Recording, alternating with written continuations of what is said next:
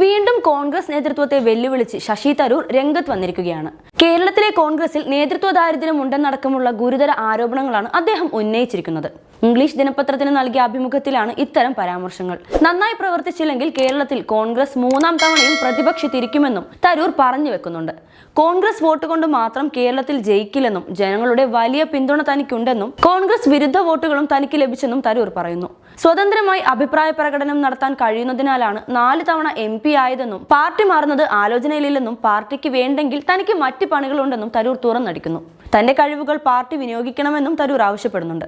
രാഹുൽ ഗാന്ധിയുമായുള്ള കൂടിക്കാഴ്ചയിൽ തൃപ്തിയില്ലെന്നാണ് ശശി തരൂരിന്റെ പുതിയ പരാമർശങ്ങൾ സൂചിപ്പിക്കുന്നത്. മുഖ്യമന്ത്രി സ്ഥാനാർത്ഥിത്വം ലക്ഷ്യമിടുന്ന നീക്കമാണ് ശശി തരൂരിന്റെ പുതിയ അഭിമുഖത്തിലെ പരാമർശങ്ങളെന്നാണ് രാഷ്ട്രീയ നിരീക്ഷകർ വ്യക്തമാക്കുന്നത്. താൻ നേതൃപദവിക്ക് അനുയോജ്യനാണെന്ന് പല ഏജൻസികൾ നടത്തിയ സർവേകളും ചൂണ്ടിക്കാട്ടിയിരുന്നുവെന്ന് തരൂർ പറയുന്നു. കോൺഗ്രസ് നേതൃത്വത്തെ വെല്ലുവിളിക്കുവാനും തരൂർ തയ്യാറാകുന്നുണ്ട്. സോണിയാഗാന്ധിയും മൻമോഹൻ സിംഗും രമേശ് ചെന്നിത്തലയും ആവശ്യപ്പെട്ടതുകൊണ്ടാണ് കോൺഗ്രസ് പാർട്ടിയിൽ ചേർന്നതെന്നും തനിക്ക് മറ്റ് പണികളുണ്ടെന്നും തരൂർ പറയുന്നു.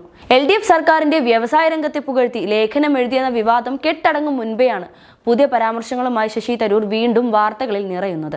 അതേസമയം ശശി തരൂരിന്റെ നീക്കങ്ങൾ പാർട്ടിയെ ദുർബലപ്പെടുത്താനാണെന്ന വിലയിരുത്തലിലാണ് ദേശീയ നേതൃത്വം. ഈ സാഹചര്യത്തിൽ തുടർ ചർച്ചകളില്ലെന്ന സൂചന നൽകിയിരിക്കുകയാണ് കോൺഗ്രസ് നേതൃത്വം. പൊട്ടിത്തെറി നിലനിൽക്കുന്ന സമയത്ത് തന്നെ ഡൽഹിയിൽ ശശി തരൂരും രാഹുൽ ഗാന്ധിയും കൂടിക്കാഴ്ച നടത്തിയിരുന്നു. എന്നാൽ ചർച്ചയിൽ തരൂർ മുൻപോട്ട് വെച്ച ആവശ്യങ്ങളൊന്നും ഹൈക്കമാൻഡ് അംഗീകരിക്കില്ല എന്ന സൂചനകളാണ് പുറത്തുവരുന്നത്. കൂടാതെ പാർട്ടിയിൽ കുറെ കാലമായി തന്നോട് അവഗണനയുണ്ടെന്നും കൂടിയാലോചന കുറയുന്നെന്നും തരൂർ രാഹുലിനോട് പരാതിപ്പെട്ടിട്ടുണ്ട്. എന്നാൽ ദേശീയ തലത്തിലും സംസ്ഥാനത്തും സംഘടനാ ചുമതലകളിലേക്ക് തൽക്കാലം തരൂരിനെ പരിഗണിക്കേണ്ടതില്ലെന്നാണ് ഹൈക്കമാൻഡിന്റെ ഇപ്പോഴത്തെ തീരുമാനം. കൂടാതെ പാർലമെന്റിലും മറ്റ് MP-മാർക്ക് നൽകുന്ന പരിഗണന മാത്രമേ നൽകുകയുള്ളൂ എന്നും വ്യക്തമാക്കി. അതേസമയം അഭിപ്രായ വ്യത്യാസങ്ങൾ നിലനിൽക്കുന്ന ഈ സാഹചര്യത്തിൽ തരൂരിന്റെ തുടർ നീക്കങ്ങളും നിർണായകമാകും. കൂടാതെ കോൺഗ്രസ് നേതൃത്വം ആക്രമിക്കുന്ന രീതിയിലെത്തിയാൽ കടുത്ത നിലപാട് സ്വീകരിക്കേണ്ടി വരുമെന്നും രാഹുൽ ഗാന്ധിയുമായുള്ള ചർച്ചയിൽ തരൂർ വ്യക്തമാക്കിയിട്ടുണ്ട്. പാർട്ടി നിലപാടിന് വിരുദ്ധമായ നിലപാടുകൾ എടുത്തെങ്കിലും തരൂരിനെതിരെ ആദ്യം കോൺഗ്രസിന് പ്രശ്നമൊന്നും ഉണ്ടായില്ല. എന്നാൽ നിലപാട് തിരുത്താതെ ഉറച്ചുനിന്ന തരൂരിനോട് സംസ്ഥാന നേതൃത്വം കടുപ്പിച്ചതോടെയാണ് ഹൈക്കമാൻഡ് ഇടപെടലുണ്ടായത്.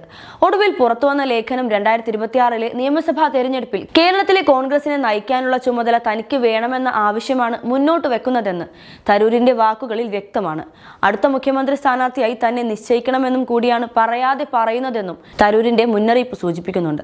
സംസ്ഥാനത്ത് BJP ആദ്യമായി വിജയം പ്രതീക്ഷിച്ചു തുടങ്ങിയ മണ്ഡലമാണ് തിരുവനന്തപുരം. കേരളത്തിന്റെ ലോക്സഭാ തെരഞ്ഞെടുപ്പ് ചരിത്രത്തിൽ തന്നെ ആദ്യമായി BJP രണ്ടാമതെത്തിയതും തിരുവനന്തപുരത്താണ്. മറ്റൊരു മണ്ഡലത്തിലും 2024 മുൻപ് വരെ അവർക്ക് രണ്ടാം സ്ഥാനത്തെത്താൻ സാധിച്ചിട്ടില്ല. 2014 തെരഞ്ഞെടുപ്പിൽ വിജയത്തിന്റെ വക്കോളം എത്തുന്ന പ്രകടനമായിരുന്നു BJP കാഴ്ചവെച്ചത്. 15,470 വോട്ടിന്റെ ഭൂരിപക്ഷത്തിലായിരുന്നു അന്ന് UDF സ്ഥാനാർത്ഥി ശശി തരൂരിന്റെ വിജയം. തരൂർ ഇടഞ്ഞ് പാർട്ടി വിട്ടാൽ ഉപതെരഞ്ഞെടുപ്പിന് സാധ്യത വന്നാൽ തിരുവനന്തപുരത്ത് ജയിച്ചേ മതിയാകുമെന്ന നിലപാടിലാണ് BJP.